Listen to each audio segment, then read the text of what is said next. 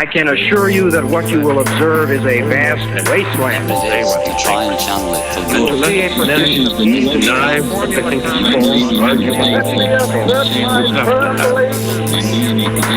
Free and uncorrupted communication.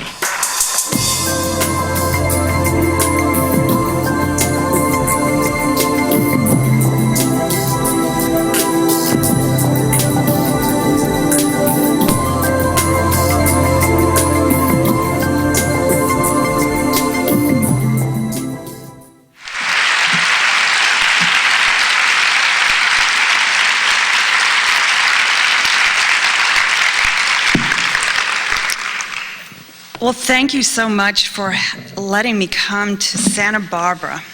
My husband and I flew in today from our home in Charleston, South Carolina, and it's our first visit here, and it's really, really beautiful. Yeah. And I want to thank UCSB Arts and Lectures for inviting me. It's a great honor, and I appreciate all of you coming. I'm going to talk about my new work, The Mermaid Chair, tonight. Right after my book tour started, I mean, it was maybe the first or second event. A woman raised her hand in the audience during the question period, and she said, I hope I'm not being too personal, but...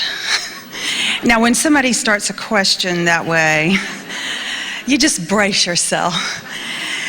And I guess you need to know a little bit about the plot of my new novel to appreciate this. But she went on to say, I hope I'm not being too personal, but did you ever fall in love with a monk? And I told her, oh no, that's not too personal. So let's just go ahead and get a few things out of the way right now. No, I never fell in love with a monk.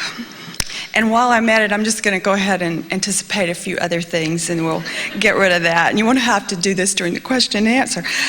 No, I never knelt on grits as a child. I've been all over the country trying to explain that. No, I'm not a beekeeper. I have never kept bees. No, I'm not a Catholic. No, I didn't write about a monk because my maiden name is Monk. And believe it or not, this has come up. No, I did not get the idea for my character in The Mermaid Share to chop off her finger from the Wendy's chili episode.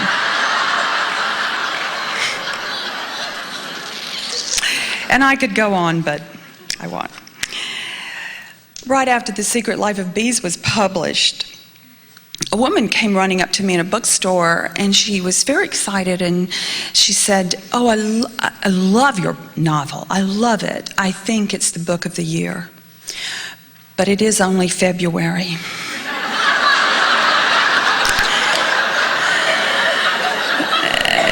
You have no idea the perspective this gave me.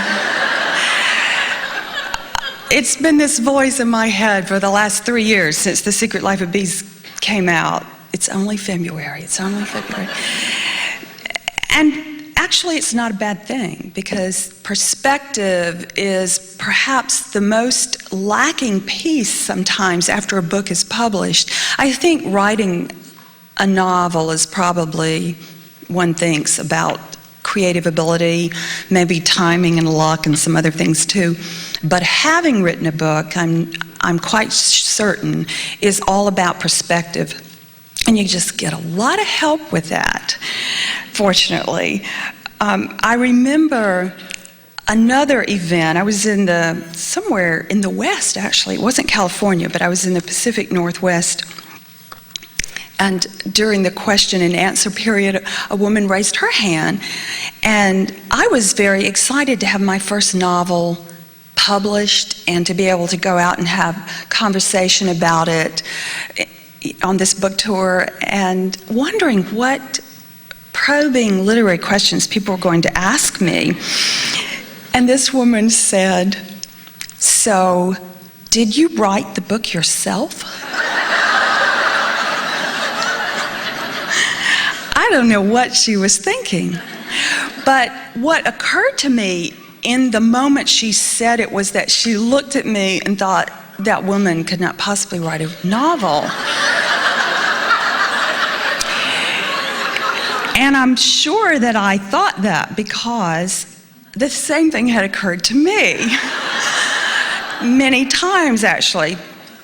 I had been writing nonfiction for years, actually, but secretly wanting to be a novelist. When I first started writing at the age of 30, it was with the intention of writing fiction. But I took a little detour for 10 or 12 years and wrote nonfiction, which I have absolutely no regret about at all. I think it was exactly the right thing for me to do. But there was that dream tucked away inside of me to do this.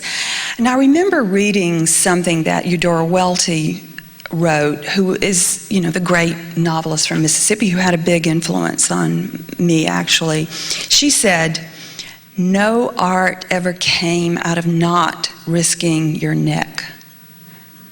And I think she's absolutely right about that. It felt that way to me at the time, and actually it feels that way to me every time I sit down to write something. Finally, in the early 90s, I took my deep breath and started writing fiction. It felt risky to me at the time to do that.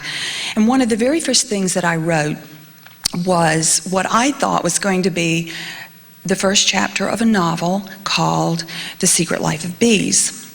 I wrote it in 1992, and it is actually essentially the first chapter of the novel as it is now. But I took this chapter off to a writer's conference, and I showed up there, and you have to get this, I showed up brand new, green, wet behind the ears fiction writer, had never published one word of fiction, but I had this chapter. And I gave it to my teacher, who read it and said, I don't think this really has novel potential. I think what you should do is turn this into a short story, which I did. I took his advice. My thought at the time was, I'm an apprentice. And I had told myself that I would give myself 7 years. I don't know if that's actually an apprenticeship, but it sounded like it should be. So I told myself, you have 7 years, and you don't have to publish anything. You just have to really learn your craft and do the best you can and make this beginning. And I was barely 3-4 months into this when I heard this from him, and it rang true to me. I said, I'm an apprentice, so that's what I'll do.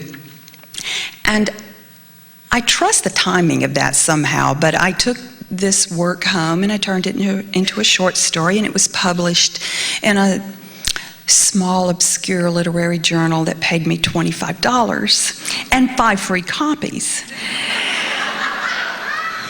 And I went on writing other short stories that were published in equally obscure journals that paid me about that amount of money. And I put The Secret Life of Bees, after it was published in the little journal, I put it away for 4 years, and I forgot about it.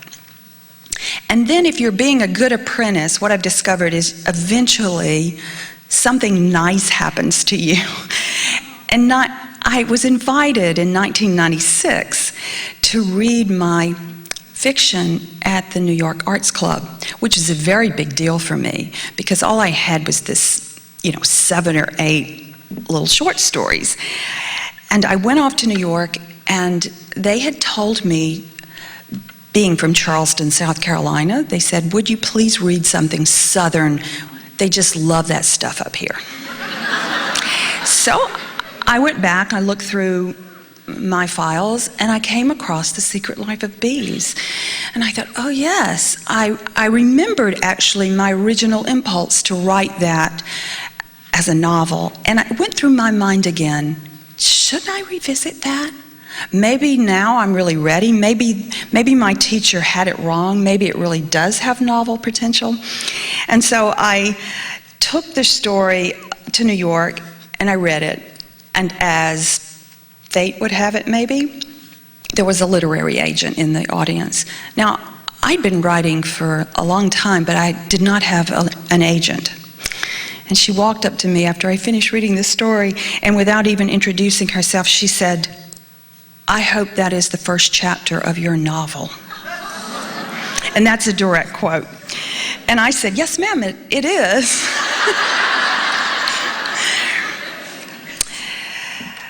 And I went home and worked for the next 3.5 years to make that a novel. And the last thing I ever imagined, to be honest, is that it would find the kind of success it did. This has been the most astonishing thing of my life, really, that The Secret Life of Bees had that kind of response to it. And I'm as grateful as any author on the planet could possibly be. Then I discovered there is a problem. You have to follow it up. And when I started writing my second novel, The Mermaid Chair, it was before the paperback of The Secret Life of Bees had been published. And I was in a naive, wonderful place, not realizing that there really was any pressure or expectation. And then I went to the grocery store, where I ran into someone who said, "Oh, Sue, I finally read The Secret Life of Bees, and it really is wonderful, and I don't know how you could ever write another novel that good." I said, "Well, thank you." And the bubble burst, and I went home, and I began to realize, goodness, there really is some pressure and expectation to all of this.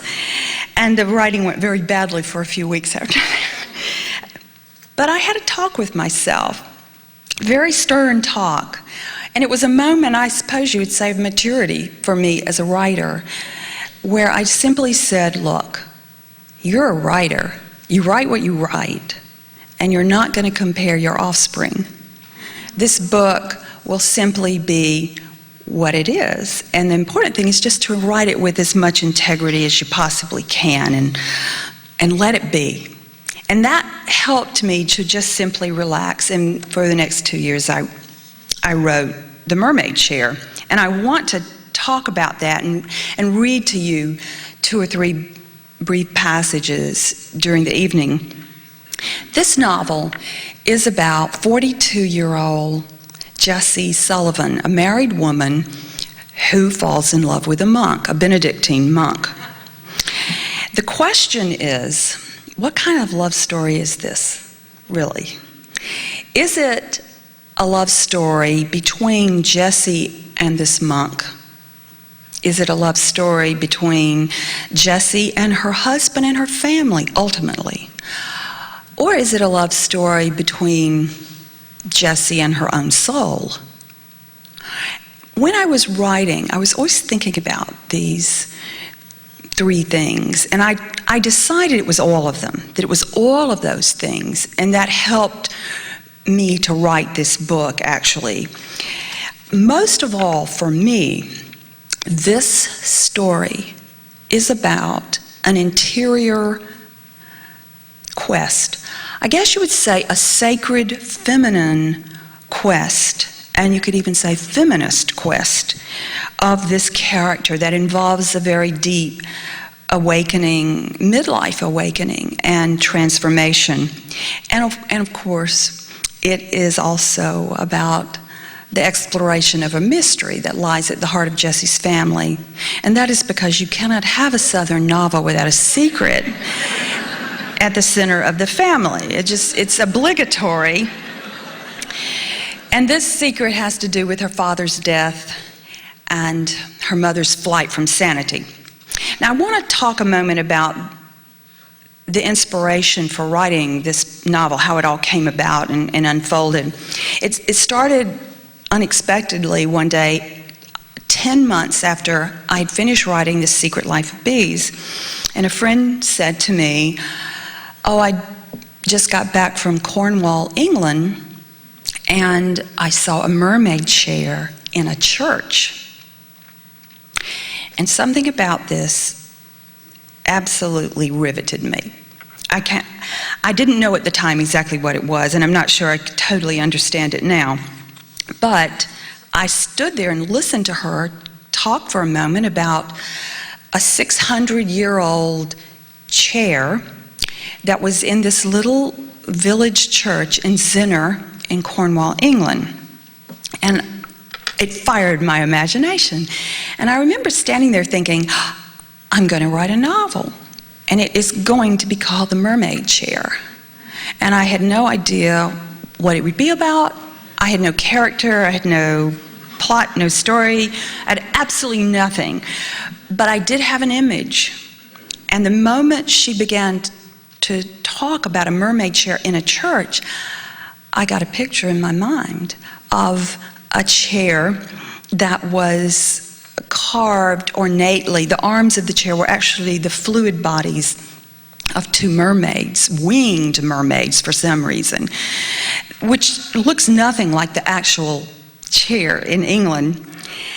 And I feel like that this image burrowed into my mind at that moment, that it sort of took root and my imagination began to play with it, which is really how most of my work seems to start. It was exactly how The Secret Life of Bees started, with a very compelling image that comes to me, and then my imagination goes out and plays with it for a while. And gradually that image will start to sprout bits and pieces of story. I like the image to produce organically the story. And I had a sense about this image, apparently, in that moment when she was talking about it, that this would happen, and indeed it did. I started thinking after that, I could think of nothing else after that for a while. For 3 months, I didn't write a word. I just let the image take root and see what would come out of it. And I thought about these provocative set of dualities that are contained in that image. There is, for instance, if you've got a mermaid in a church, there's something really interesting about that. And maybe that was what really got me. It was the incongruence of that. It's like, what is she doing in there? I thought later it's like a fish out of water kind of thing. But what are the dualities that I'm talking about? The pole to the above and the pole to the below. Spirituality and sensuality, that tug to the divine and the tug to the body. All of that is somehow in that incongruent image of the mermaid in the church. And frankly, if the mermaid isn't in a church, it's not interesting to me. It was coupled with that made it so interesting. So I started thinking about things like, well, how is our spirituality sensual? And how is our sensuality spiritual? And how do we reconcile these two things in ourselves, these two natures? How are they entangled? How do they intersect? Now, the mermaid that is carved on the real chair in England has to do with a fairly legendary fable there about the Mermaid of Zinner. And the story goes that she came ashore and she would listen to the choir sing in the church, and she fell in love with one of the choristers and lured him off to the sea, and he was never heard from again. And that is exactly what mermaids do. They are symbols of sensuality and seduction, I guess you would say, of those sensual urges that swim beneath the surface in humans. That's, I think, what they're mostly about, as well as many other things too. Their first cousins would be the Sirens of ancient Greece. This is the family tree that they come out of. So I guess what I'm saying is that if you're going to have the pairing of the mermaid in the church, then the story is nested in there already. You're going to probably have a story that deals with the motif of spirituality and sensuality, those questions I was talking about. So from the seed of that original image, in about 3 or 4 months, I felt like I was maybe ready to start writing some about the book. And I came to this idea that there would be a woman, a married woman, and she would fall in love with this monk, and it would precipitate a crisis in her life, as you can imagine, a spiritual crisis or crisis of soul. And like all crisis of soul, in my opinion, it would be a summons to her. And this summons would be to a place inside of her that I want to call self-belonging. It could be perhaps the whole epicenter of the feminine soul, this place. I wanted the Mermaid Chair, as I started writing, I wanted it to at least acknowledge that there is this place in a woman's soul, a very beautiful, fertile, unbridled kind of place. And when a woman goes there, comes home to that place, she belongs to herself. She's complete in herself. She's home. She's absolutely home. So Jessie's summons, in my mind, was to dive very deeply into herself. Some might say she went a little too deeply. And she probably would think that too, I think. She dives deeply at midlife and she has to swim her way home. And that's how I see the quest. And it's a very painful kind of renewal in her life. But she's going to surface very differently. So there's a lot of room for surfacing, a lot of room for redemption. She's very flawed in this book, but that makes so much more possibility for redemption, which is really what I'm interested in. When I started writing, one day something popped into my head, and it was that famous conundrum that Freud had, where I'm going to quote him because I looked it up. He actually wrote this in a letter to Napoleon's niece for some reason. I have no idea why, Marie Bonaparte. And he said, and I quote, "Despite my 30 years of research into the feminine soul, I have not been able to answer the great question that has never been answered. What does a woman want?" And I started remembering that. And I realized all of a sudden that in some way the Mermaid Chair was my small attempt to answer this for Dr. Freud with this answer. A woman wants love, and a woman wants freedom, and by God, she wants it at the same time. Back in 1890, a South African feminist named Olive Schreiner wrote a parable. I've always loved this parable. And in it, she says, "I saw a woman sleeping, and in her sleep she dreamed that life came to her and held before her 2 gifts, one in each hand. In one hand she held love, and in the other hand she held freedom. And she said to the woman, 'Choose.' And the woman thought long and hard in her sleep and answered, 'Freedom.' And life smiled and said, 'You chose well.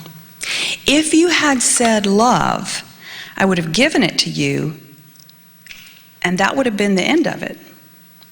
But because you said freedom, you get both.'"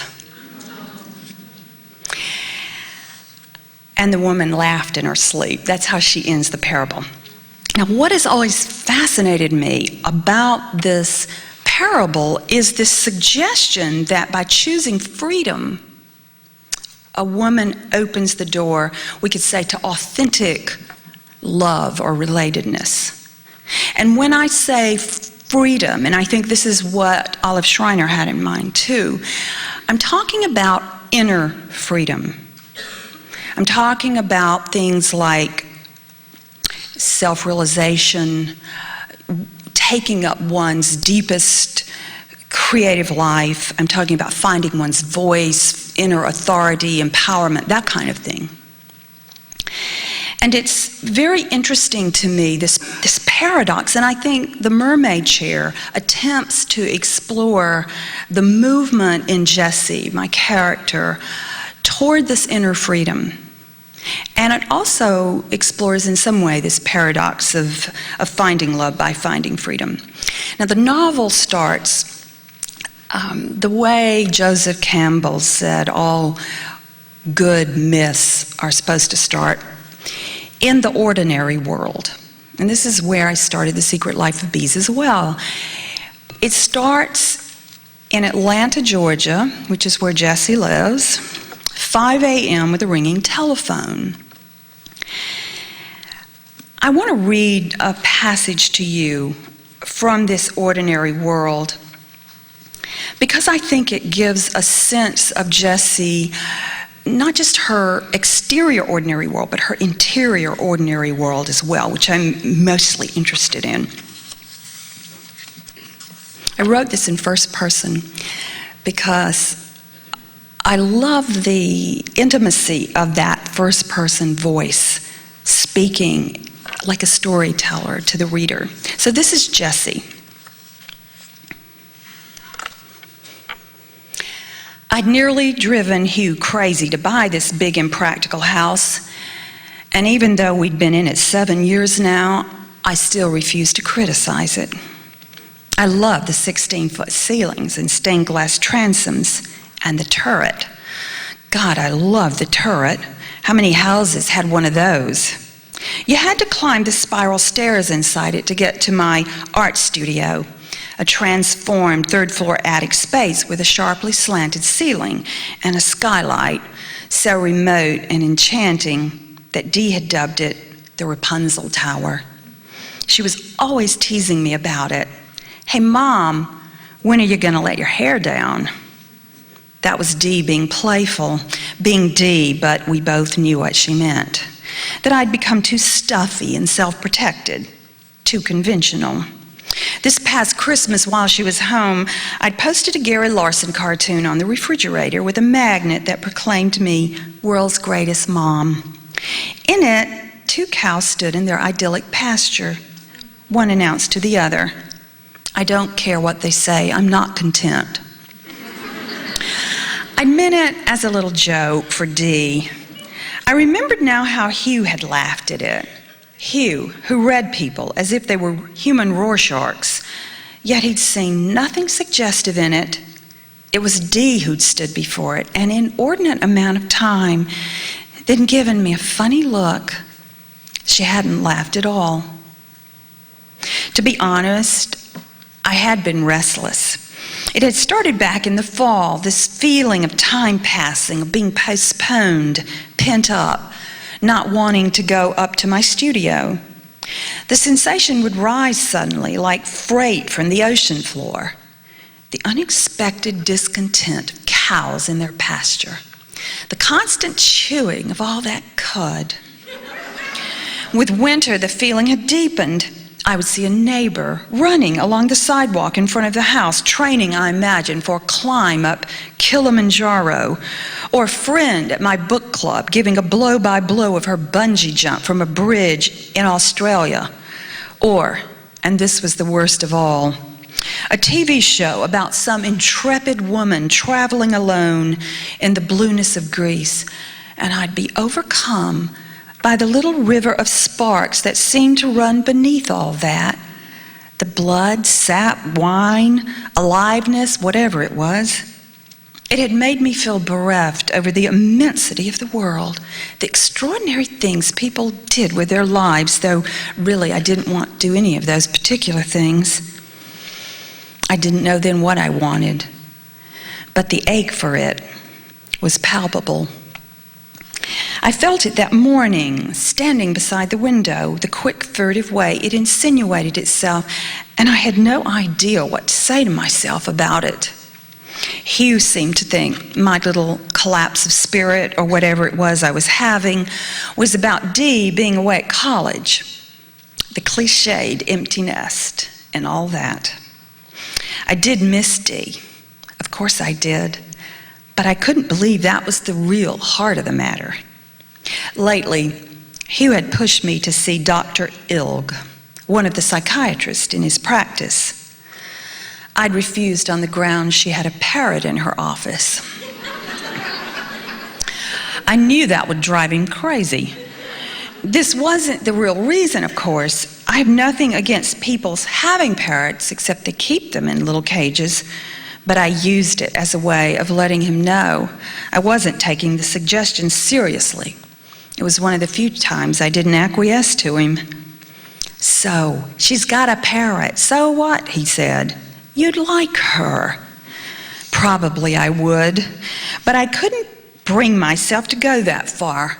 All that paddling around in the alphabet soup of one's childhood, scooping up letters, hoping to arrange them into enlightening sentences that would explain why things had turned out the way they had. It evoked a certain mutiny in me. I did occasionally, though, play out imaginary sessions with Dr. Ilg in my head. I would tell her about my father, and grunting, she would write it down on a little pad, which is all she ever seemed to do. I pictured her bird as a dazzling white cockatoo perched on the back of her chair, belting out all sorts of flagrant opinions, repeating itself like a Greek chorus. You blame yourself, you blame yourself, you blame yourself. Not long ago, I don't know what possessed me to do it, I told Hugh about these make-believe sessions with Dr. Ilg, even about the bird, and he'd smiled. "Maybe you should just see the bird," he said. Well, that's my character, Jessie, and as you see, this is a woman who is more or less living in the small spaces of her life. She's gotten lost there, which happens at midlife sometimes, I think, and perhaps at other times in our lives as well. She's living this very safe, insular kind of life. She understands herself primarily through her relationships to everyone else, as a mother, a wife, a daughter, a sister, and she's living very dutifully, very saintly, actually. And you could also say that her passion for life has waned. I think she's just fallen out of love with life, too, which might be ultimately what this love story is about. She says at one point, "My days are like little beads that pass without passion through my fingers." So that tells you a lot about where she is. She is perched now at this threshold, at a crossing that she's about to make, and she's, of course, usually we have to be catapulted out there, to make a crossing like this. And I think that her crossing to self-belonging and self-completion, this inner freedom I was trying to describe, is captured metaphorically in her crossing over to Egret Island, which is the setting for this novel. You should not book a trip there, however. I made this place up, which I mentioned because I remember getting a letter from a woman in Ohio who had driven to South Carolina to go to Tiburon, where the Pink House was in The Secret Life of Bees, and I made that up too. But in a way, the place is real, if you know what I mean. It's real in my mind. It's a microcosm of the low country of South Carolina. It's one of those barrier islands along the coast. And I wanted the setting to really suggest Jessie's self-containment, what Jessie comes to call in the novel, my solitude of being, which she realizes she has lost. And I needed a reason for Jessie to go home. Now, this is an old literary device that writers use all the time. The character goes home and must confront something, have some resolution, some transformation. And I told myself I could do this, but the reason she goes home could not be typical. I was very unprepared for how atypical it all turned out to be honest. I more or less go to my study and make it up as I go along. And one day, as I was contemplating this dilemma of why she was going to go home, what dropped into my mind was that her mother would chop off her finger with a meat cleaver in a moment of religious mania or insanity. And I did just what you're doing. I kind of sat back in my chair and I thought, well, I can't write that. That's so audacious. And then I thought, well, why can't I write that? There was an insistence and a power in the idea that I couldn't completely let go of. So I decided I would explore it. And indeed, it turned out to be an idea that was loaded with so much symbolism and potential. It took the plot in a completely different direction than I was imagining it might go. It opened up a whole theme of coping with loss, with this flight from sanity I was mentioning. So Jessie goes home to deal with this completely bizarre situation. Mind you, I had no idea why she did this when I came up with this idea and wrote this into it. I had to figure that out as I went along too. When Jessie gets home, one of the first things that happens to her, which was very significant for me, was she encounters the community of women.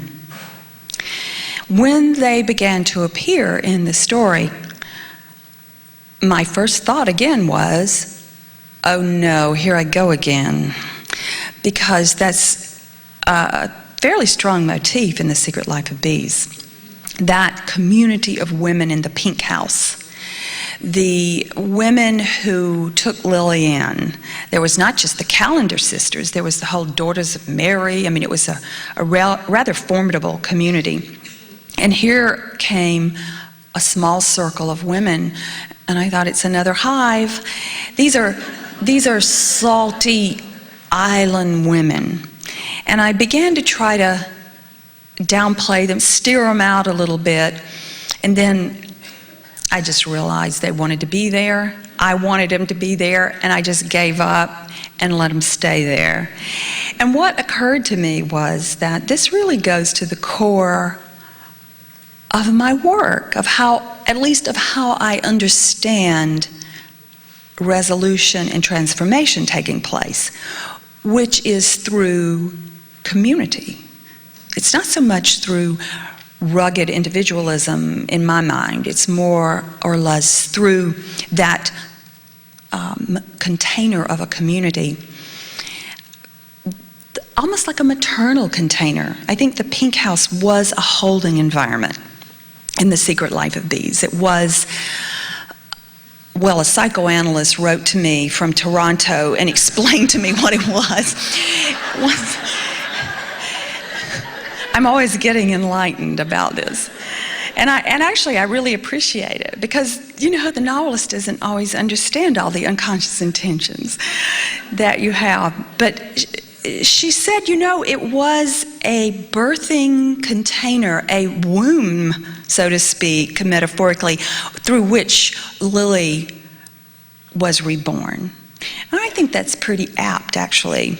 And in a perhaps less obvious way, I think that this occurs again in The Mermaid Chair with my character Jessie. Her resolution is aided and abetted by this community of women, and I just wanted to mention who they are. There is Kat, who is a feisty 60-something-year-old woman who's a little eccentric but very formidable. She owns a shop called the Mermaid's Tail on the island, and she drives a golf cart around with an air horn on it, very maniacally, actually.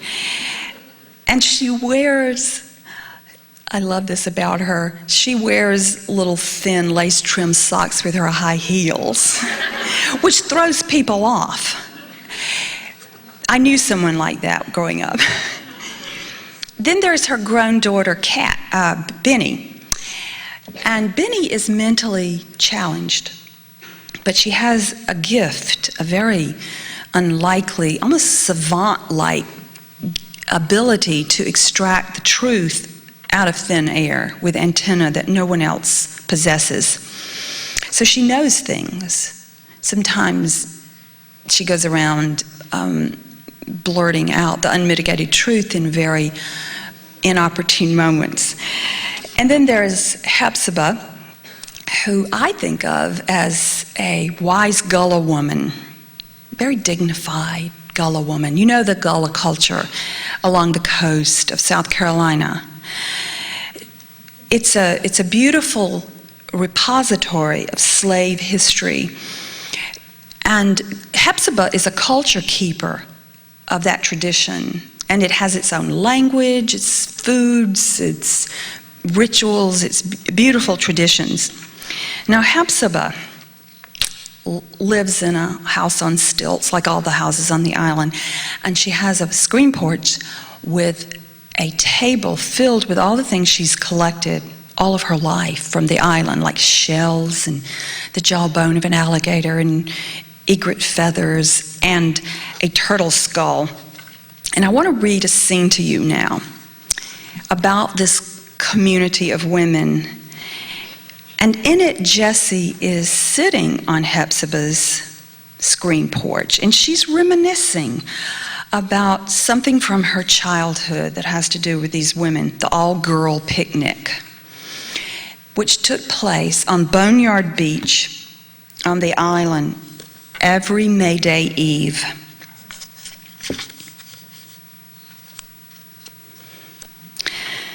I remembered the big feast they made. Kat's crab cakes, Hepzibah's fine hoppin' john, lots of wine. Mother usually brought her raisin bread pudding and a bag of Benny wafers in honor of Benny, who'd been named for the sesame cracker because Kat had eaten so many of them when she was pregnant. Everyone got May Day presents, usually bubble bath and Revlon nail polish, only flaming red allowed. But that wasn't what made me love those times. It was because on that one night of the year, Mother, Kat, and Hepzibah metamorphosed into completely different creatures. After we ate, they made a bonfire out of beech wood and danced, while Benny and I sat on the sand over in the shadows and watched. Hepzibah beat her gullah drum, making a sound so old that after a while it seemed to be swelling up out of the earth and rolling in from the ocean. And Kat shook an old tambourine, filling the air with silver vibrations. At a certain point, something took them over, and they moved faster and faster, their shadows making inky smears in the firelight. The last year they'd held the picnic, the three of them had waded into the water fully clothed, each holding a piece of thread that they yanked out of Mother's embroidered sweater. Benny and I stood with our toes touching the edge of the ocean and begged to come too, and Kat said, "No, this is just for us. Y'all stay back there."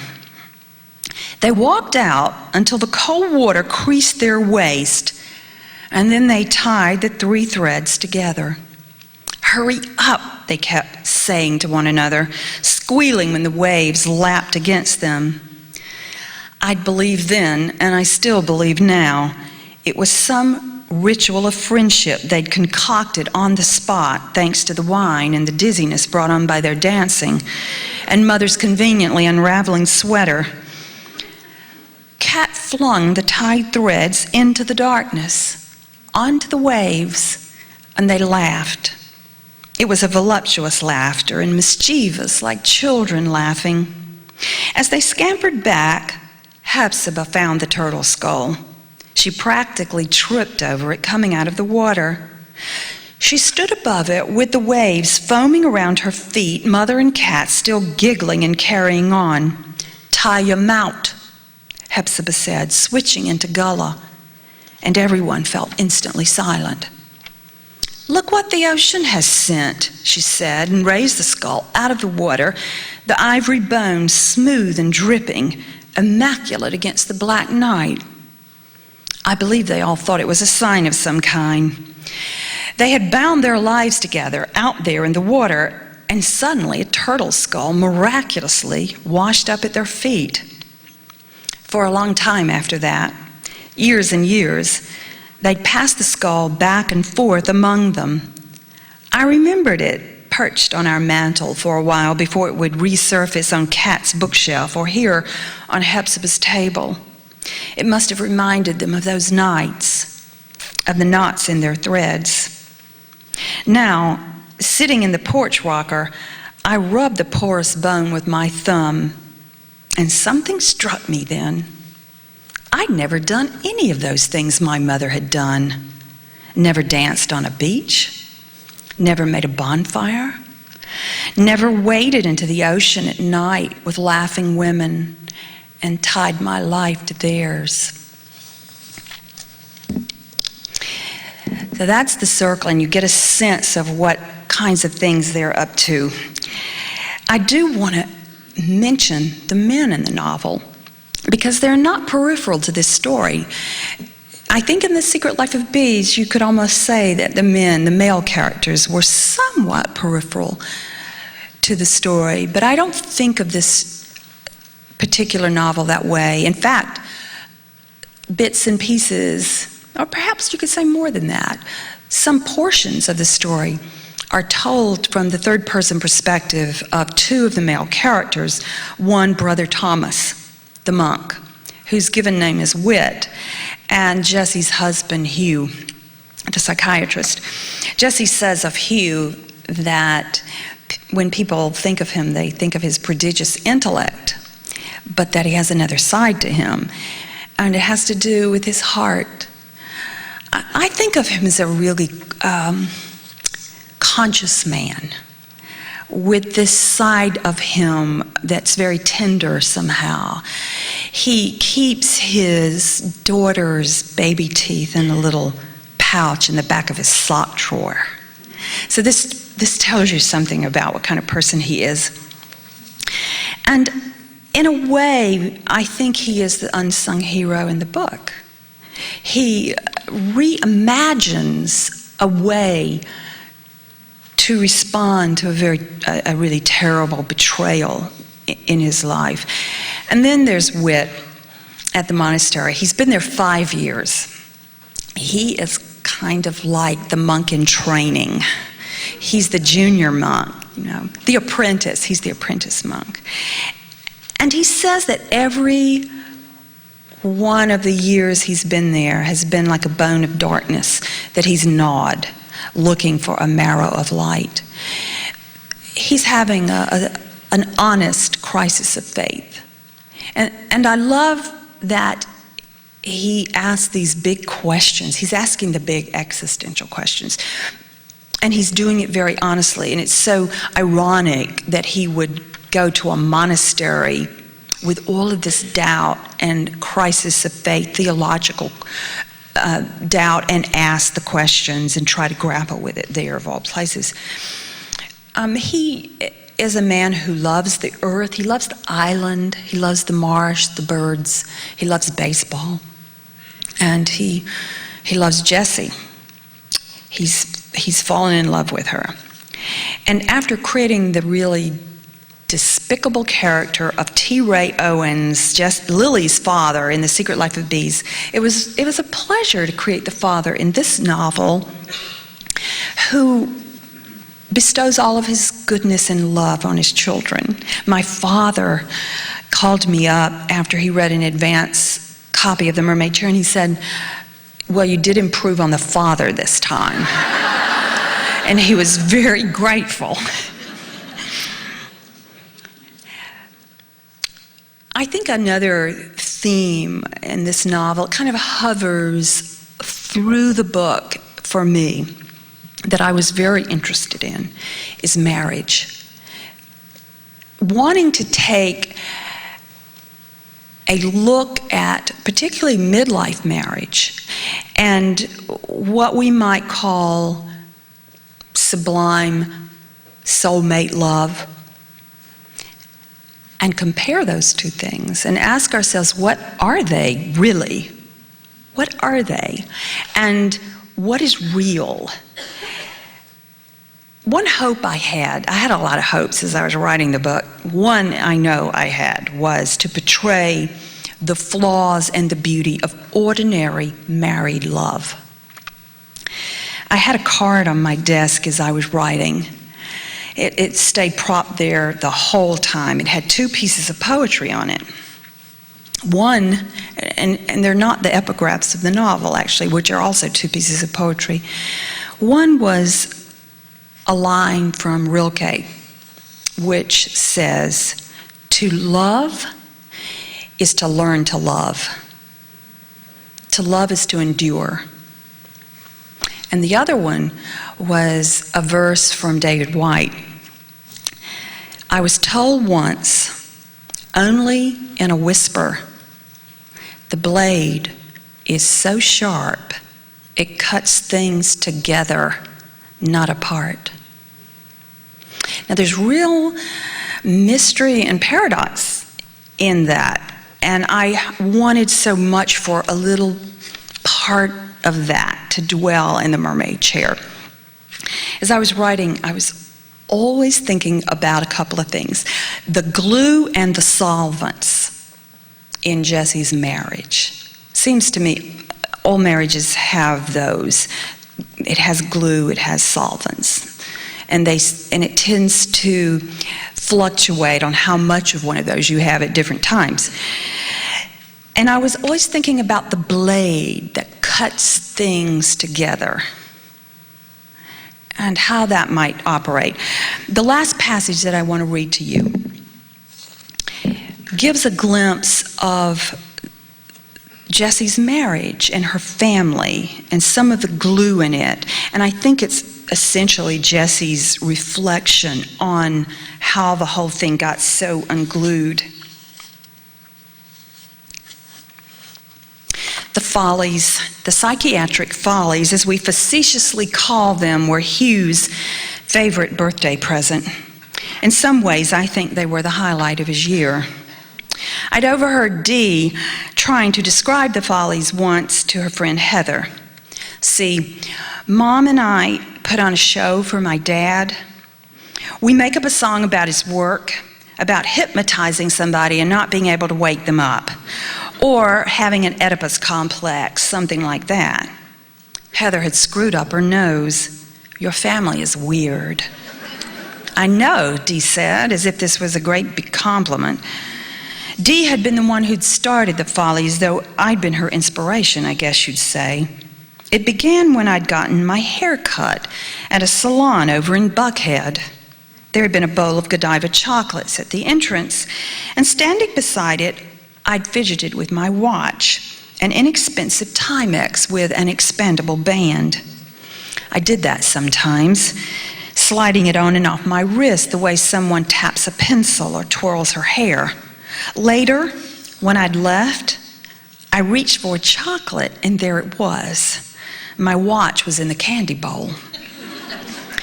"Isn't that odd?" I said at dinner that night, relating the incident to Hugh and Dee, only making conversation.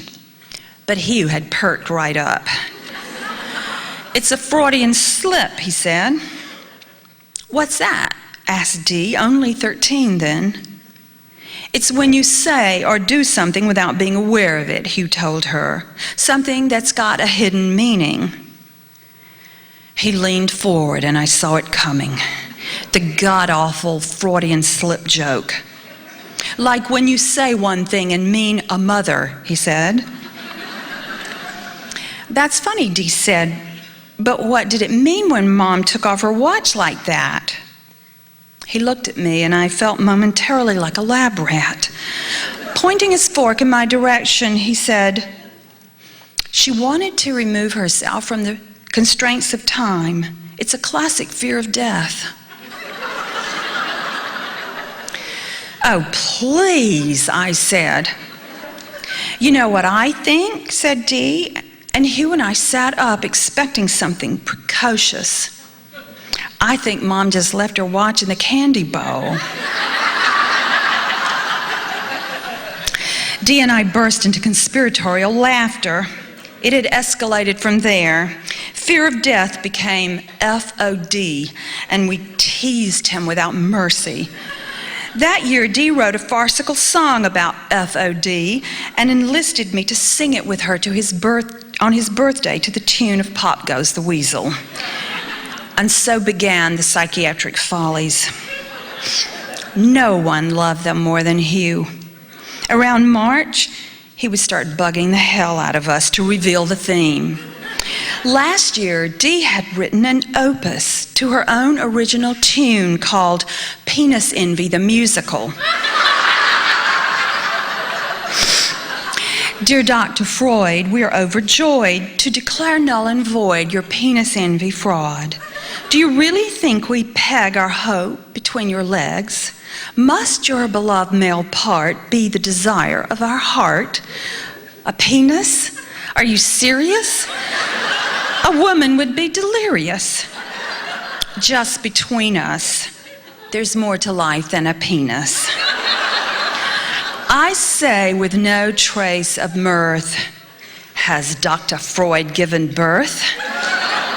Could we just assume he's pining for a womb? We performed it in the living room, pregnant with sofa pillows that we stuffed under our shirts, doing choreographed steps and gestures worthy of the Supremes. An hour later, Hugh was still laughing. I'd felt then there was so much glue between us that nothing could splinter it.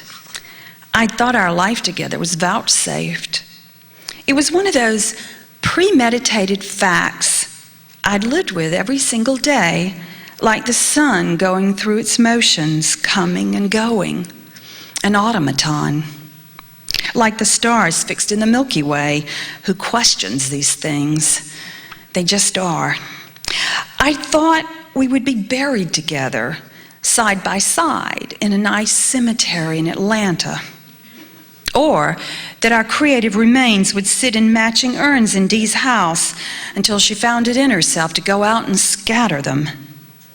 Once, I'd imagined her hauling the urns all the way to Egret Island and tossing handfuls of us in the air on Boneyard Beach. I'd pictured the wind whipping us together in a blizzard of indistinguishable particles, Hugh and me, flying to the sky, returning to the earth together, and Dee walking away with bits of us in her hair. What was the mysterious and enduring thing that had made me so certain of us for so long? Where had it gone? Thank you.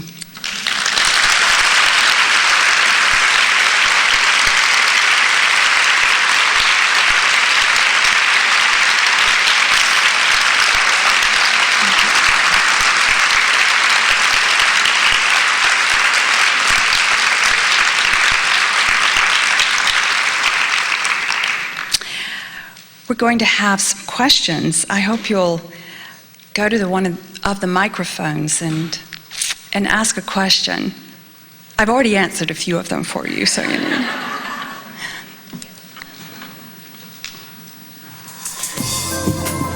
Thanks for a delightful sharing. My question is just, what rituals or process do you use as a writer? Do you write every day? Do you keep journal? I mean, what is your process of writing on a daily basis, or how do you do it? Okay. When I'm working on a book, it seems like I'm always working on something. Usually it starts with an incubation period for me, where I'm not writing much, but I'm really trying to let that image grow organically and see what might be there. But I'm journaling a lot at that time. And when I begin writing, I'm pretty relentless. I feel like I write slowly. It took me 3.5 years to write The Secret Life of Bees, and then 2 years to write The Mermaid Chair. I'm getting faster. But I feel like that I have to just be with that material in whatever way it needs to be there. But I'm pretty relentless about working, and I start about 8:30 in the morning, and I write all day. I'm trying to be a reformed person about it, because I tend to be in there 7 and 8 hours writing, and it's really too long. So I'm getting better about my deadline's like 6 hours, and that's really about all you can write and expect to produce something anyway. But I start my day by going out to our little dock on a tidal creek behind our house. We live on a salt marsh, and I take my dog Lily out and sit for a while. I consider this really earnest work, to sit and let the imagination browse. And the imagination is an amazing thing. I'm not sure that our culture really honors it in the way it needs to be in our kind of the reality TV thing that we tend to be in now. But the imagination is so deep and amazing, and we all have access to it, and I just believe that it must have time to browse. So I sit out there and loiter and let that happen. Then I go in, and by 8:30 I start work. So that's pretty much my routine. I'm pretty disciplined about it. Hi. Thank you very much for your work. I finished reading The Mermaid Chair last night about 11:30. It's beautiful.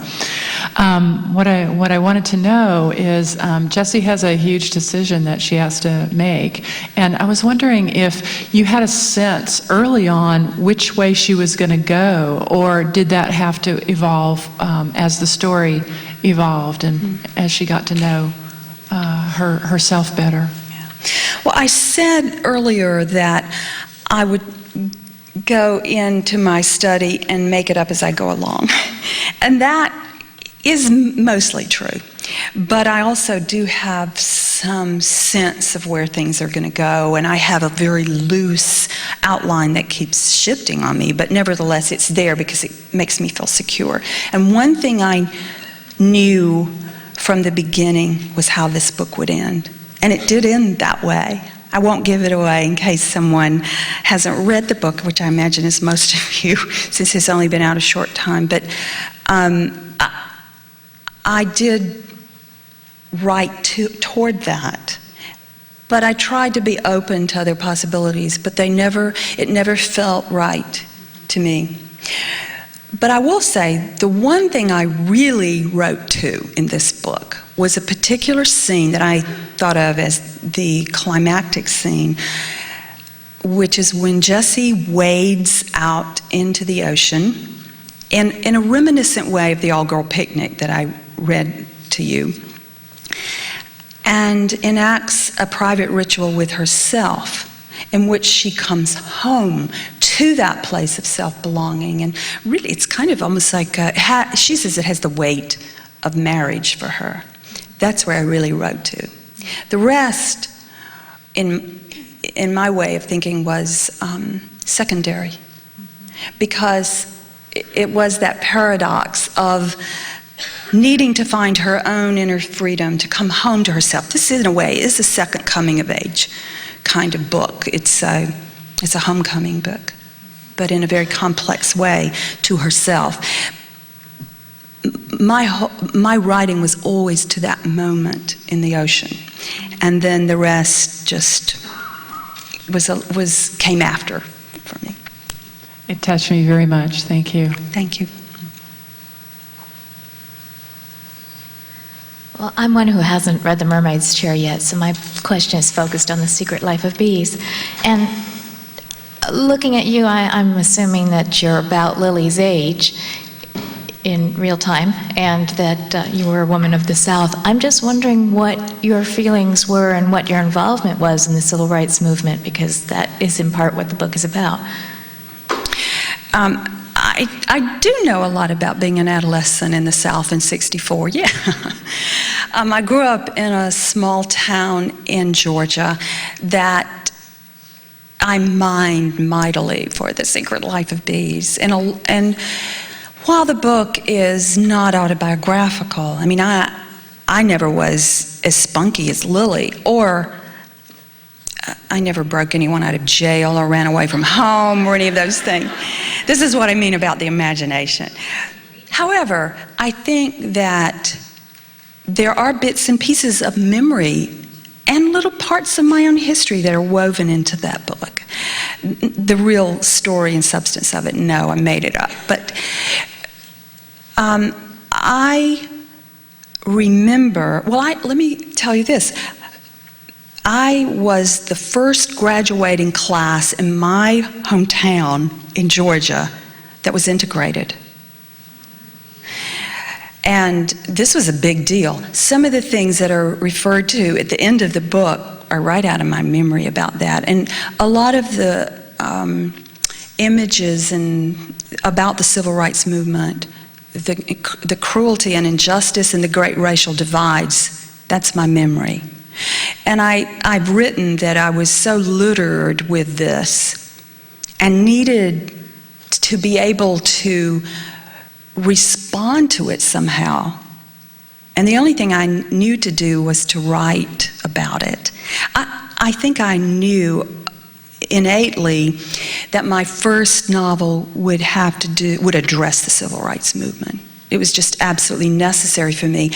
I think that race is the wound of my geography. And to be honest, I think it's an American wound. But it's pretty deep in the South. And I carry that wound in my own geography. And so I felt some responsibility to address that. And so yes, some of that does come out of deeply felt feelings about it, some need for redemption about that personally. And my involvement was that my dissidence came from an African American caretaker who instilled that in me. I had a Rosaline in my life. And I think that is where, I wrote an essay about this once for the op-ed page of the Atlanta Journal-Constitution, which essentially said that in the 60s, the voice of dissidence in the white Southern adolescence was more or less planted there by African American women in a very subversive way, quiet way, that then later came out in the civil rights, their participation in the civil rights movement in college, which was the case for me.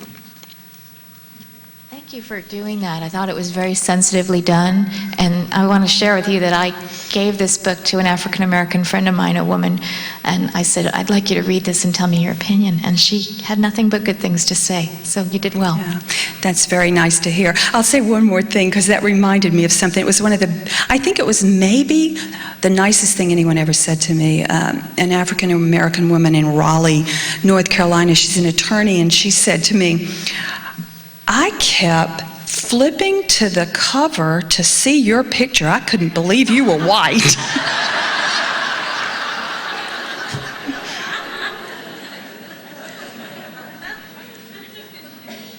questions about the Mermaid Chair. At one point, Jessie asks herself whether she would have fallen in love with Wit if he was a shoe salesman. And when I read that, I thought maybe a more compelling question would have been, would she have fallen in love with him if he had been an attorney? And I'm wondering why you picked shoe salesman, because my disposition is to think, oh, who would fall in love with a shoe salesman? Yeah. I had a preconceived idea. I was already against that idea. So. Yeah, but that's a point well taken, actually. You know, the point being, I wanted to raise the idea of, okay, what did she fall in love with, really? What is this about when we are plunged into an intense infatuation or falling in love experience? What's going on in the soul? And it was a contrast. I think what the point really being, Jessie fell in love with something essential in her own soul that she saw, that was captured somehow in the monk. It was his own essential solitude of being, perhaps. But attorney would have made it a little more difficult, wouldn't it? Yeah, I think you've got a good point. See, I told you I'm always getting enlightened. That's good. I'd like you to speak to your own evolution with regards to what I have embraced in both of them, is your evolution to embracing the divine feminine and how that has been a journey for you. Yes. Well, my own, actually I will say that the fierce longing that Jessie has for herself, I know about that part. And that journey, which involved an awakening on my part to feminist theology, to the divine feminine, to a whole new orientation of understanding my spirituality, my whole life, began, let's see, how long ago? 20 years, 15, I don't know. I wrote about this journey in my memoir, The Dance of the Dissident Daughter, and told that story. It spanned 8 years of my life.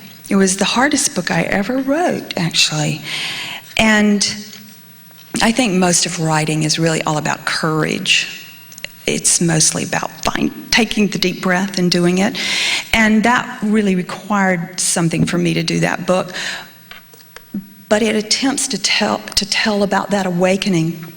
It was a painful kind of journey for me, because I'd grown up in the South in a, you wouldn't say evangelical or fundamentalist religious family, but a kind of middle-of-the-road Protestant, solid Protestant family. And I began to question all of it. Mostly why our picture of the divine had no feminine aspect in it. And how does this impact our culture, our little girls, little boys, women, our ability to have that inner freedom, voice, and all of these things. And I came to understand that it was a profound impact. And there was a longing in me.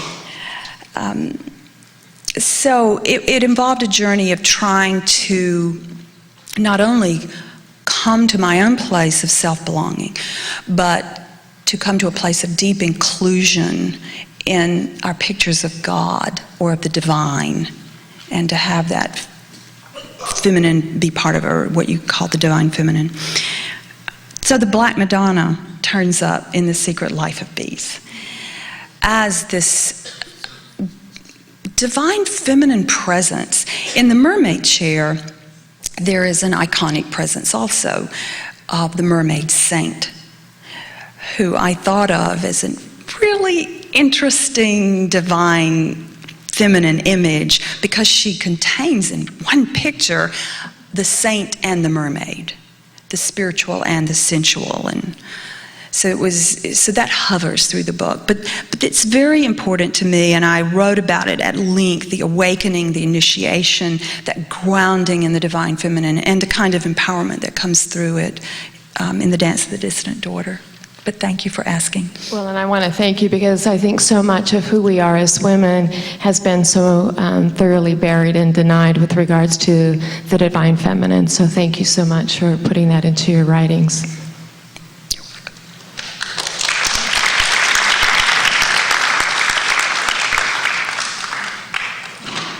I think we'll take 2 more questions. Okay, mine's a little different, but I was wondering what you do when you get writer's block or you're kind of stuck. What do I do when I get... Oh, I try not to do that, but it happens, doesn't it? You know what I do, and I think it's different for every writer, how you respond to that, and you just have to figure out what works for you. But what I do is to step back and take a few days and be contemplative, get very in that browsing place I was talking about, go walk on the beach, do something different that pulls me out of it, and yet to maintain a certain quiet rhythm and flow, to get very quiet, contemplative, silent, go in, sit on the dock a lot, be alone, and it regenerates something. Usually I think writer's block is probably about cutting off that flow of internal imagery that's always welling up from the unconscious. Maybe that's what the creative life really is. This sounds very Jungian, but then I'm oriented that way. But I think it is essentially the unconscious feeding us a series of images. And then our job as creative people is to make portals to that place in the soul where the breeding ground is for the creative life, and to tend it and to differentiate it and work with it and so forth. So perhaps when we get writer's block, we've somehow cut ourselves off from that place in the soul where the creative life is the wellspring. So I just try to reconnect with it. I write all my dreams down and make a portal again. Thank you.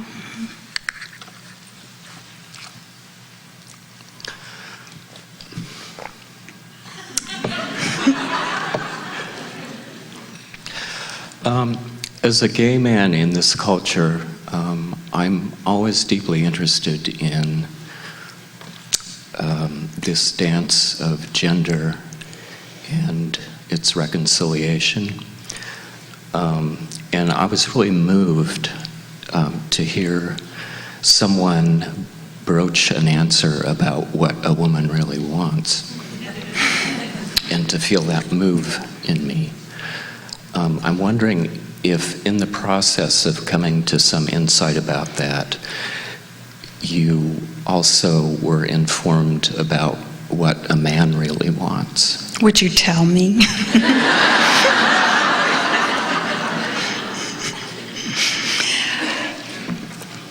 You know, maybe it's the same thing. That's what I'm wondering. I'm slightly hesitant to answer because I don't really know for sure. And my husband's sitting here on the front row. Maybe you haven't told me that yet. But I suspect my instinct is to say, perhaps it is the same thing. You know, I think that this is a generalization, but I'll make it anyway. I think a woman comes to love maybe more easily, and then has to claw her way to inner freedom. It may be the other way around for the man. Maybe that's the difference. But probably the same thing. But I'm willing to be enlightened again. Thank you very much.